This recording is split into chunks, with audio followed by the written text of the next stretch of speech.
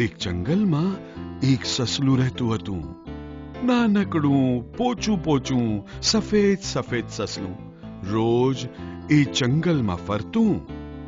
શીંગ, વટાણા, કુમળા પાન એવું બધું ખાતું, રમતું હતું. એક દિવસ એ આમ રમતું હતું ત્યારે ત્યાં એક મોટું શિયાળ આવ્યું અને સસલાને કહ્યું, સસાભાઈ, હવે હું તને ખાઈ જઈશ. એમ બોલીને એ શિયાળે અચાનક સસલા પર તરાપ મારી. સસલું ચપળ હતું, એ તરત જ ખસી ગયું અને દોડતું ભાગી ગયું. શિયાળે પણ એનો પીછો કર્યો.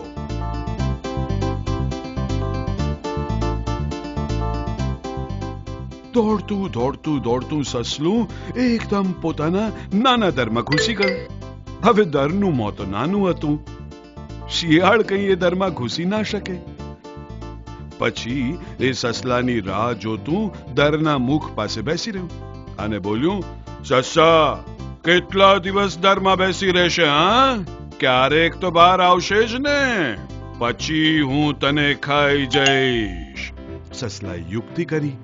એણે અંદર ને અંદર જમીન ખોતરી નાખી અને દરની બીજી બાજુએ એક દરવાજો બનાવ્યો અને એણે ત્યાંથી બહાર અવર જવર શરૂ કરી. શિયાળે તો કડક પહેરો રાખ્યો. 2-3 દિવસ પછી એના ધ્યાનમાં આવ્યું, અરે, આ સસલું તો બહુ લુચ્ચું છે. એ બોલ્યું, સસા, તે બીજો દરવાજો બનાવ્યો એમ? ઉભો રે, તો પણ હું તને પકડીશ જ. આમ બોલીને શિયાળ બીજા દરવાજે આવીને બેઠું એટલે સસલું પહેલા દરવાજેથી બહાર ગયું.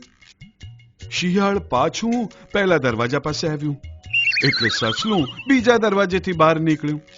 શિયાળને કંઈ જ સમજાતું નહોતું. થોડા પછી ત્યાં એક જંગલી બિલાડો આવ્યો. એણે શિયાળને કહ્યું, કેમ શિયાળભાઈ, આજે અહીં કેમ બેઠા છો? અને કેમ ભાઈ, ચહેરો આમ ઉતરેલો કેમ? શિયાળે કહ્યું, શું કરું? અરે કાકા, દરમાં એક મસ્ત હૃષ્ટપુષ્ટ સસલું રહેતું હતું, પણ એના આ દરના 2 દરવાજા છે. હું એક દરવાજે બેસું તો એ બીજા દરવાજેથી ભાગી જાય છે. જંગલી બિલાડાએ કહ્યું, આપણે એક કામ કરીએ, આપણે બંને મળીને આ શિકાર કરીએ. બંને જો હાથ મિલાવીશું તો સસલું સહેલાઈથી આપણા હાથમાં આવશે, પણ હા, મને અડધો ભાગ આપવો પડશે. શિયાળે કહ્યું, તમે જે કહો છો એ મને મંજૂર છે. બિલાડાએ કહ્યું, તું દરના આ ભાગમાંથી તારી પૂંછડી અંદર નાખ એટલે સસલું આપોઆપ બીજે દરવાજેથી બહાર આવી જશે. હું ત્યાં સંતાઈને બેસીશ અને એકદમ તરાપ મારીને એને પકડી લઈશ.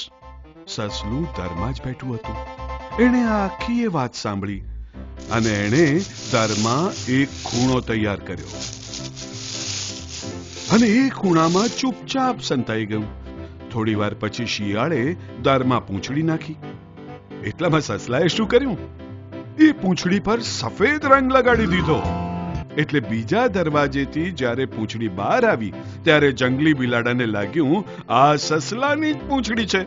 એને ફટાક કરતી તરાપ મારી અને મોંથી પૂંછડી પકડી લીધી અને ખચાક કરીને પોતાના દાંત ભેરવી દીધા. દરમાં બેઠેલું સસલું જાણી જોઈને જોર જોરથી બૂમો પડવા લાગ્યું, હાય હાય હાય હાય, મારી પૂંછડી પકડી, પૂંછડી કપાઈ ગઈ, મારી પૂંછડી.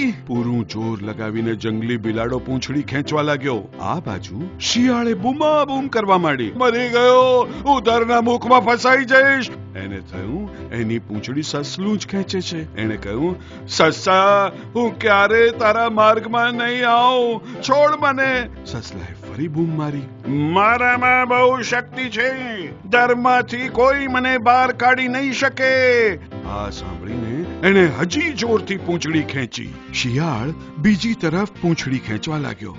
આ ખેંચા ખેંચમાં શિયાળની પૂંછડી સાવ લોહી લુહાણ થઈ ગઈ. શિયાળ અને જંગલી બિલાડો બધી શક્તિ ભેગી કરીને જોરથી બંને બાજુ પૂંછડી ખેંચવા લાગ્યા. પરિણામે શિયાળની પૂંછડી ફટાક દઈને તૂટી ગઈ. શિયાળ ઢગલો થઈને પડ્યું.